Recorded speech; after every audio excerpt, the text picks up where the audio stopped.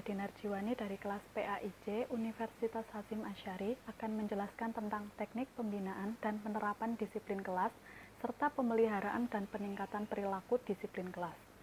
Untuk yang pertama yaitu tentang teknik pembinaan disiplin kelas. Di sini ada 3 macam teknik pembinaan disiplin kelas, yaitu yang pertama teknik eksternal kontrol, merupakan suatu teknik di mana disiplin peserta didik haruslah dikendalikan dari luar peserta didik. Contohnya adalah peserta didik di dalam kelas senantiasa harus diawasi dan dikontrol agar tidak terbawa oleh kegiatan-kegiatan yang destruktif dan tidak produktif. Untuk yang kedua adalah teknik internal kontrol, yaitu kebalikan dari eksternal kontrol. Caranya adalah mengusahakan agar para peserta didik dapat mendisiplinkan diri sendiri di dalam kelas. Hal ini dilakukan dengan menanamkan pada diri peserta didik betapa pentingnya disiplin di dalam kelas. Kunci sukses dari penerapan teknik ini adalah ada pada keteladanan guru dalam disiplin, mulai dari disiplin waktu, disiplin mengajar, dan disiplin beribadah. Ada juga disiplin-disiplin yang lainnya. Untuk yang ketiga yaitu teknik kooperatif kontrol.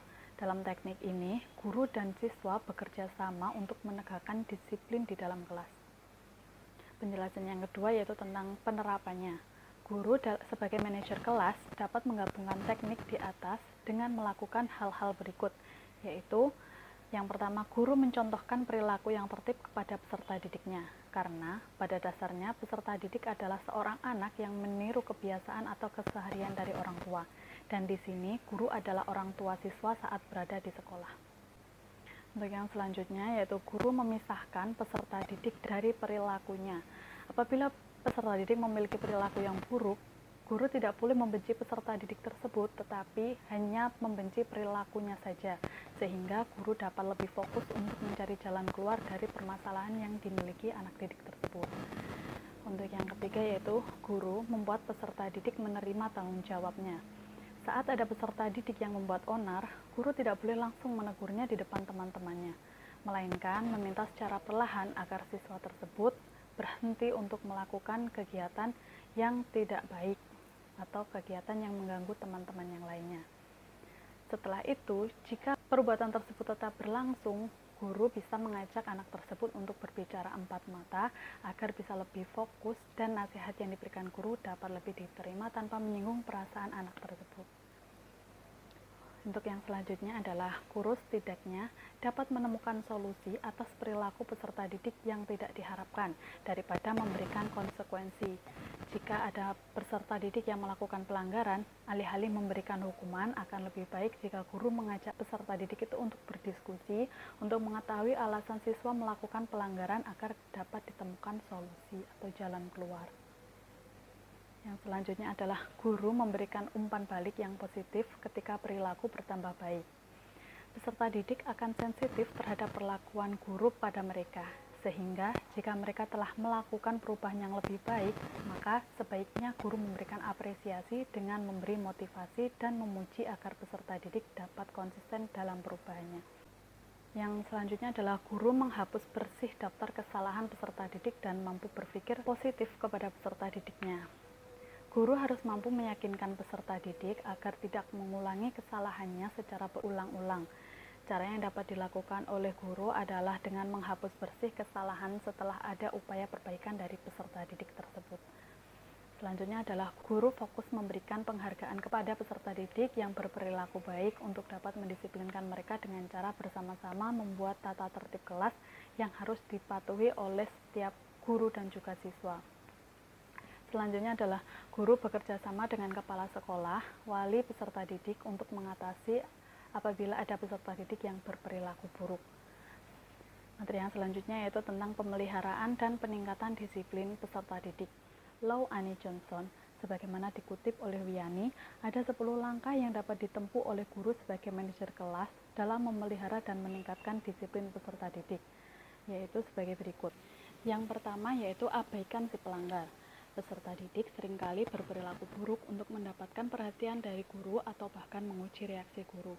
Jika guru mudah marah, terganggu, dan terpancing, peserta didik akan mengambil keuntungan dari sikap guru tersebut.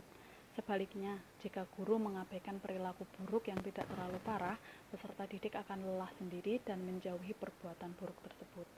Selanjutnya adalah kirimkan pesan-pesan nonverbal. Pesan nonverbal dapat disebut juga dengan bahasa tubuh. Guru dapat menggunakan kontak mata, melakukan perubahan-perubahan dalam suara dan gerak tubuh ketika peserta didik berperilaku yang tidak diperbolehkan atau melanggar peraturan guru. Misalnya dengan menatap tajam peserta didik yang membuat gaduh, mendekati peserta didik yang berbuat onar, atau dapat berjalan mengelilingi kelas agar peserta didik tetap tertib dalam kegiatan mengajar. Yang ketiga adalah memberikan kartu perilaku. Sebagian peserta didik bertipe visual atau kinestetik, sehingga kemungkinan mereka kurang kuat saat merespon permintaan verbal guru atau bahkan mereka akan mudah lupa terhadap peringatan-peringatan yang guru berikan padanya agar mau duduk dengan tenang di dalam kelas. Solusinya, guru dapat membuat kartu perilaku yang berwarna-warni yang berisi pesan guru kepada peserta didik yang tidak disiplin atau berperilaku buruk. Selanjutnya adalah ajak berbicara secepatnya. Jika kartu perilaku gagal digunakan oleh guru dalam mengatasi ketidakdisiplinan peserta didik di dalam kelas, guru dapat mengajaknya keluar kelas. Setelah mengajaknya keluar, dengan cepat guru menanyakan alasan mengapa ia melakukan perbuatan tersebut dan segera mencari solusi untuk menanganinya. Selanjutnya adalah ambil waktu istirahat. Jika peserta didik yang tidak disiplin di dalam kelas dan guru sudah mencoba untuk mendisiplinkannya tetapi tidak berubah, guru dapat pergi sejenak keluar kelas dan kembali saat kelas dalam keadaan kondusif. Hal ini bertujuan agar peserta didik tersebut dapat saling introspeksi diri dan menyadari kesalahannya. Selanjutnya adalah menelepon orang tua si pelaku atau peserta didik yang berbuat onar tadi. Jika suatu saat guru menemukan peserta didik yang tetap melanggar kedisiplinan meskipun guru sudah berusaha untuk memperbaikinya, maka dapat menelepon orang tuanya untuk memberitahu perilaku anaknya di dalam kelas. Kemudian meminta tolong kepada orang tua untuk membantu mengingatkan peserta didik tersebut saat sudah berada di rumah. Selanjutnya adalah tanda tangani kontrak.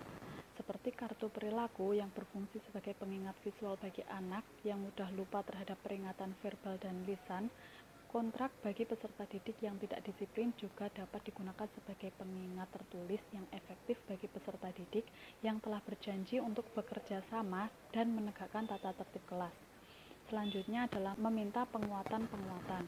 Penguatan ini dilakukan apabila solusi-solusi di atas tidak dapat memberikan efek jera kepada peserta didik. Guru bekerja sama dengan guru konseling atau kepala sekolah dalam memecahkan masalah peserta didik. Jika hal ini belum berhasil, maka pihak sekolah dapat melibatkan orang tua yang bersangkutan untuk menangani masalah ini. Selanjutnya adalah meminta perpindahan. Jika beberapa langkah di atas masih mengalami kegagalan, maka selanjutnya adalah memindahkan peserta didik yang tidak berdisiplin untuk ke kelas lain.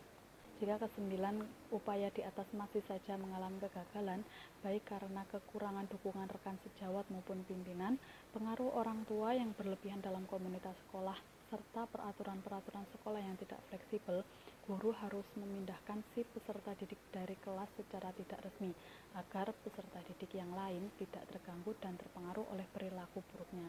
Tempat lain yang dapat digunakan untuk memindahkannya seperti ruang konseling atau perpustakaan.